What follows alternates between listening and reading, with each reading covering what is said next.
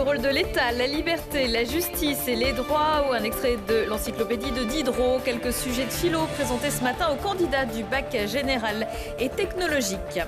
C'est une toute autre épreuve qui attend les candidats du deuxième tour des élections législatives. Dimanche, à Voiron, dans la 9e circonscription de l'Isère, Élodie Jacquier-Laforge a pu recevoir le soutien de François Bayrou. Et puis avec la chaleur ces jours-ci, l'envie de produits frais se fait encore plus ressentir. La métropole de Grenoble vous invite à l'été des marchés sur 18 des 60 marchés du territoire pour découvrir les produits locaux et participer à différentes animations du 21 juin au 3 juillet. Bonsoir à tous, ravi de vous retrouver dans ce JT du mercredi 15 juin 2022. Du lundi au vendredi à partir de 18h, l'essentiel de l'actualité du Grand Grenoble. C'est un voyage dans le monde de Sophie qui attendait ce matin les 523 199 lycéens de terminale des lycées généraux et technologiques de France. Le coup d'envoi du bac philo a été donné à 8h. Dans l'académie de l'Isère, ils étaient 19 497 candidats pour le bac général à composer, 7 443 pour le bac technologique. Ces derniers devaient choisir entre la liberté consiste-t-elle à n'obéir à personne, est-il juste de défendre ses droits par tous les moyens, ou un texte issu de l'encyclopédie de Diderot. Et pour la filière générale, la Ligue Sociaux s'est rendue à la sortie des épreuves devant le lycée Champollion à Grenoble. Revient-il à l'État de décider du juste? C'était est-ce que l'art peut changer le monde? Moi je m'attendais à plus classique quand même, parce qu'il y a des notions qui tombent plus souvent, genre le temps, le bonheur, la morale. Et là, pas trop ça quoi. C'était un peu dur au début quand on a vu les sujets quoi. L'art et la justice, j'aimais pas du tout. J'ai vraiment pris l'art par défaut parce que la justice, c'est pas mon truc. Je stressais pas du tout, c'est l'épreuve où j'ai la moins stressée de toutes les épreuves. Et pourquoi? Je sais pas. On dirait que c'est un bonus, mais je sais pas. La philo. Ouais, la philo c'est moins important. Ouais. C'est ce qui est le coefficient le moins élevé. Donc. Cette note, je m'en fiche un peu parce que les épreuves de spé sont déjà passées, c'était ça qui comptait vraiment le plus dans le coefficient du bac. Et bon voilà, la philo c'est certes coef 8, mais je sais pas. C'est un ressenti de manière générale, je voyais pas ça comme une note importante pour le bac, non. Vu que je fais des études littéraires, louper la philo du coup en conséquence c'est un peu compliqué. C'est pas très important mais si on le rate c'est quand même embêtant. Je pense que ça s'est bien passé parce qu'on pouvait mettre des références assez facilement, donc voilà. La moyenne je pense. Ouais, pas plus, pas le 20, mais la moyenne j'espère. 10, 12. J'espère avoir plus de 13. Moi je partirais sur un petit 12. Je vise la moyenne, au moins la moyenne, ouais. Donc peut-être 11, 12, ce serait pas mal quand même. Mais je sais que je joue pas le bac là-dessus donc... De toute façon la philo c'est un peu en fonction du sujet, du prof qui corrige. Ouais, c'est ça. Nous on fait mais après ça sera après le jugement. Un salut amical aux profs de philo. Depuis la réforme de 2019, la note du bac repose pour 60% sur le contrôle continu et pour 40% sur l'épreuve finale. Les résultats seront publiés le 5 juillet. Il y a 200 ans, Champollion n'était pas encore le nom d'un lycée, mais celui de Jean-François qui allait déchiffrer les hiéroglyphes. En sollicitant un droit de préemption exceptionnel, le département de l'Isère vient de faire l'acquisition de 3 carnets du dessinateur toscan Cherubini pour la somme de 18 000 €. À l'intérieur, plus de 148 dessins et croquis réalisés pendant la seule expédition en Égypte de Champollion entre 1828 et 1829. On y découvre notamment un portrait de l'égyptologue vêtu à l'oriental, mais aussi des paysages, des monuments d'une grande finesse, des carnets qui viendront très prochainement enrichir les collections du musée Champollion à Vif.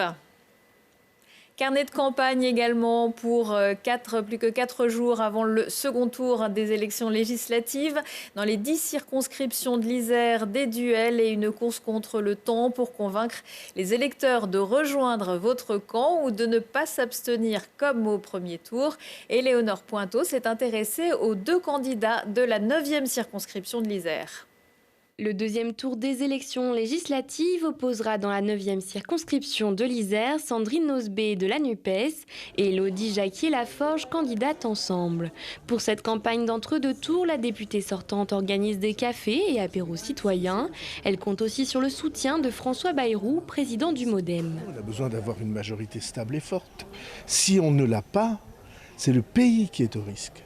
C'est-à-dire chacun d'entre nous, vous, toutes les familles qui sont là, vont se trouver exposés à des crises en face desquelles il n'y aura que du bazar tohu-bohu perpétuel. C'est important dans cette entre-deux tours d'avoir le soutien et un soutien de poids qui est celui de François Bayrou.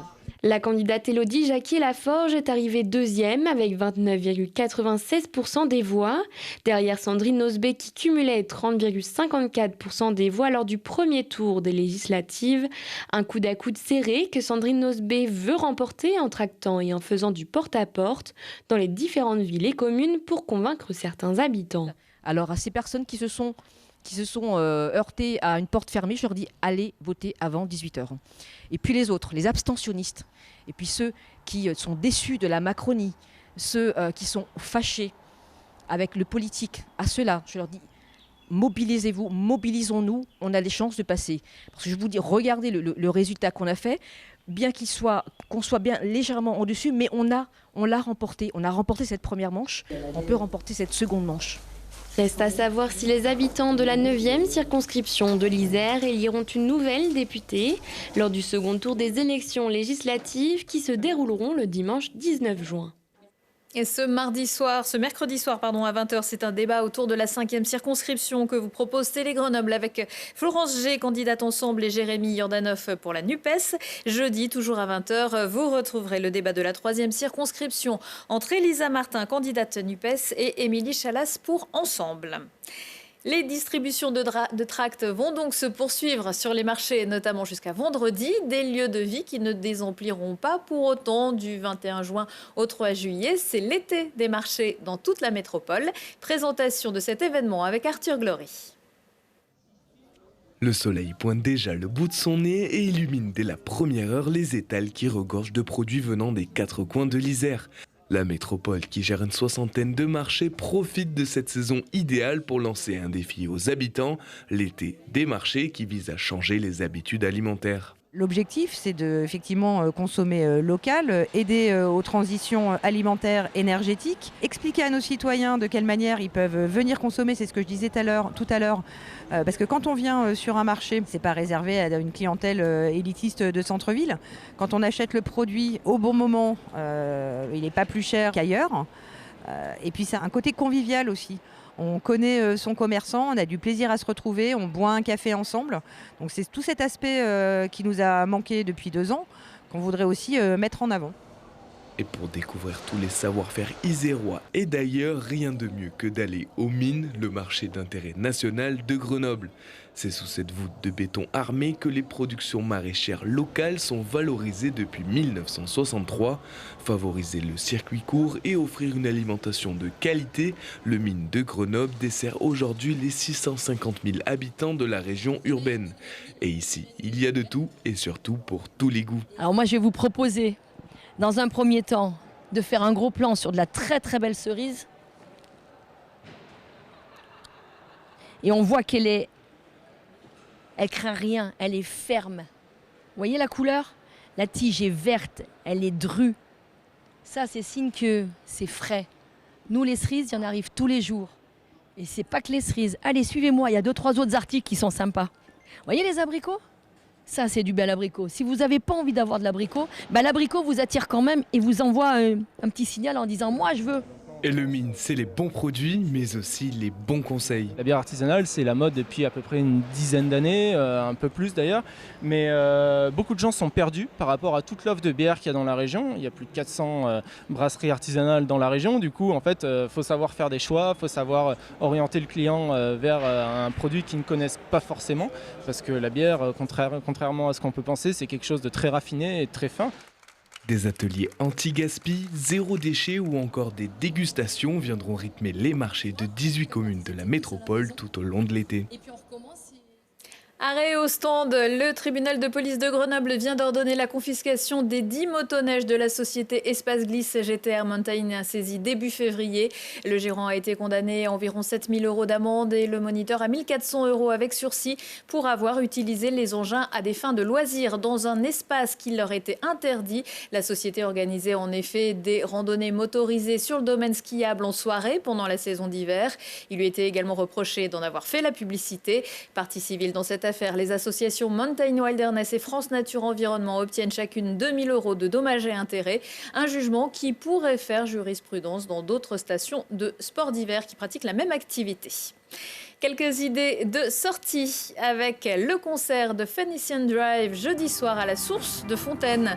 Sur scène, 6 musiciens qui s'inspirent d'un rock des années 60-70 avec des influences orientales et même allemandes. Le résultat se révèle en une transe hypnotique à la croisée des chemins entre musique traditionnelle de toute la Méditerranée et rock psychédélique.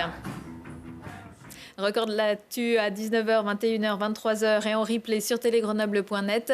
On se quitte avec encore de la musique, une soirée scène locale pop à l'Empérage à Grenoble jeudi soir où vous pourrez écouter Adèle et Robin, Anita D'Angelil et Nadjou. Excellente soirée à tous. Et demain, ça ne servira à rien. Parle-moi demain.